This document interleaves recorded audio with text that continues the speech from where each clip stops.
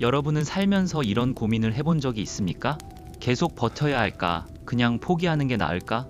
이 직장, 이 관계, 이 길이 정말 맞는 걸까? 알면서도 왜 나는 행동을 못하는 걸까? 인생을 살다 보면 누구나 한 번쯤 이런 질문 앞에 서게 됩니다. 그런데 놀랍게도 지금으로부터 400여 년 전 한 청년 역시 똑같은 고민을 했습니다. 그 청년의 이름은 햄릿. 그리고 그가 남긴 한마디는 인류 역사상 가장 유명한 문장이 되었습니다. 죽느냐, 사느냐, 그것이 문제로다. 오늘은 이 한 문장 안에 얼마나 많은 것이 담겨 있는지, 그리고 왜 이 이야기가 지금 우리 이야기인지 함께 살펴보겠습니다. 햄릿은 덴마크의 왕자입니다.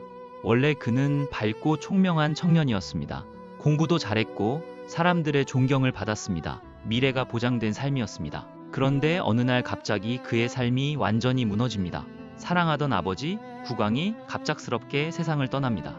여기까지는 비극이지만 이해할 수 있는 범위입니다. 문제는 그 다음에 일어난 일입니다.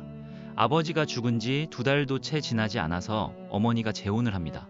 그것도 아버지의 동생, 즉 삼촌과 말입니다. 그 삼촌은 이미 왕좌까지 차지한 상태였습니다. 햄릿은 큰 충격을 받습니다.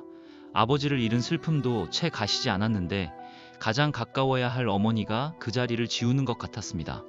그런데 여기서 이야기가 더 충격적으로 전개됩니다. 어느 날 밤 죽은 아버지의 유령이 나타납니다. 유령은 이렇게 말합니다. 나는 병으로 죽은 것이 아니다. 네 삼촌이 나를 독살했다. 복수하라. 이 순간부터 햄릿의 인생은 완전히 달라집니다. 자, 보통 이야기라면 여기서 간단합니다. 악당을 처벌하면 됩니다. 영웅이 칼을 들고 복수하면 끝입니다. 그런데 햄릿은 달랐습니다. 그는 생각이 너무 많은 사람이었습니다. 정말 유령의 말이 사실일까? 유령이 나를 속이는 건 아닐까? 삼촌이 정말 죽였다는 증거가 어디 있지? 내가 복수하는 것이 진짜 정의일까? 사람을 죽이는 행위, 그게 과연 옳은 일인가? 수많은 질문이 머릿속을 떠나지 않았습니다. 확인해야 합니다. 더 생각해봐야 합니다. 아직 준비가 안 됐습니다. 그렇게 시간이 흘러갑니다. 어떻습니까? 낯설지 않습니까? 우리도 일상에서 이런 경험을 합니다. 이직을 해야 할 것 같은데 확신이 없어서 못합니다. 관계를 정리해야 할 것 같은데 한 번 더 생각해봐야 할 것 같습니다. 도전하고 싶은데 실패하면 어떡하나 싶어서 멈춥니다. 햄릿의 고민은 덴마크 왕자의 이야기가 아닙니다. 결단을 내리지 못하는 우리 모두의 이야기입니다. 결국 햄릿은 행동하지 못한 채 고민만 계속합니다. 그리고 홀로 서서 이 말을 내뱉습니다. 죽느냐, 사느냐, 그것이 문제로다. 많은 사람들이 이 말을 단순히 자살에 대한 고민으로 이해합니다. 하지만 실제 의미는 훨씬 깊습니다. 햄릿은 이렇게 묻고 있습니다. 이 고통스러운 현실을 참고 버티며 살아가는 것이 나은가? 아니면 모든 것을 끝내버리는 것이 나은가? 삶과 죽음을 넘어서 인생 자체에 대해 질문하고 있는 겁니다. 그는 계속 말합니다. 세상에는 얼마나 많은 고통이 있는가? 억울한 일, 배신, 실패, 모욕, 불공정. 인간은 왜 이런 것들을 참으며 살아가는가? 여러분도 비슷한 경험이 있을 겁니다. 열심히 했는데 인정받지 못할 때, 믿었던 사람에게 배신당했을 때, 아무리 노력해도 상황이 바뀌지 않을 때, 햄릿은 지금 그 고통의 무게를 말하고 있는 겁니다. 그렇다면 여기서 핵심 질문이 나옵니다. 알면서도 왜 행동하지 못하는가? 햄릿은 이 질문에도 스스로 답합니다. 우리를 겁쟁이로 만드는 것은 양심이다. 쉽게 풀면 이렇습니다. 생각이 많을수록 행동하기가 어려워진다. 현대 심리학에서는 이것을 결정마비라고 부릅니다. 선택지가 많아질수록, 생각이 깊어질수록 오히려 아무것도 결정하지 못하게 되는 현상입니다. 햄릿은 400년 전에 이미 이것을 알고 있었습니다. 생각해 보십시오. 메뉴 고를 때 너무 오래 고민한 적 있으십니까? 쉽게 결정해도 될 일인데 자꾸 더 따져보게 되는 경험. 그게 사소한 일에서는 웃고 넘길 수 있습니다. 하지만 인생의 중요한 순간에서 이 패턴이 반복되면 어떻게 될까요?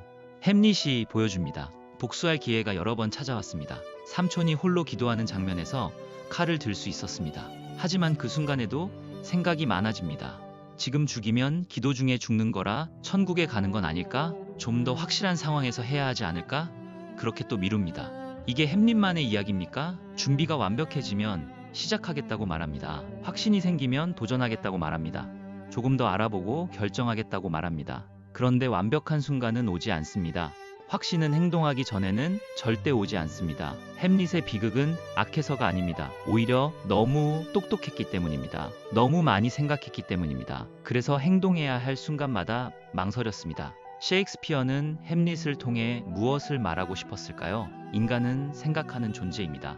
그 생각하는 능력이 우리를 동물과 구분짓습니다. 그러나 생각만 해서는 아무것도 바뀌지 않습니다. 고민은 필요합니다. 신중함은 미덕입니다. 하지만 행동 없는 고민은 결국 삶을 멈추게 만듭니다. 햄릿의 진짜 비극은 복수에 실패했다는 것이 아닙니다. 끝없는 망설임 속에서 아무것도 선택하지 못한 채 소중한 것들을 하나씩 잃어갔다는 것입니다. 사랑하는 오피리아를 잃었습니다. 어머니를 잃었습니다. 그리고 결국 자신도 잃었습니다. 생각이 많은 것은 죄가 아닙니다.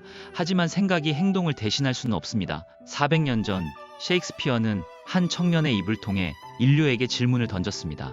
죽느냐 사느냐, 그것이 문제로다. 하지만 이 말의 진짜 의미는 어쩌면 이것일지도 모릅니다. 두려움 속에서도 앞으로 나아갈 것인가? 아니면 고민 속에 영원히 머물 것인가? 오늘도 우리는 각자의 삶에서 선택의 순간을 맞이합니다. 완벽한 준비가 될 때까지 기다리는 사람, 불완전하더라도 한 걸음을 내딛는 사람, 그 차이가 결국 우리 삶을 만들어갑니다. 햄릿은 우리에게 묻습니다. 당신은 지금 어떤 선택 앞에 서 있습니까? 그리고 언제까지 고민만 하고 있을 겁니까? 지금까지 AI 문사철이었습니다. 다음 시간에는 셰익스피어의 또 다른 명작 맥베스를 통해 야망이 인간을 어떻게 파괴하는지 이야기해 보겠습니다.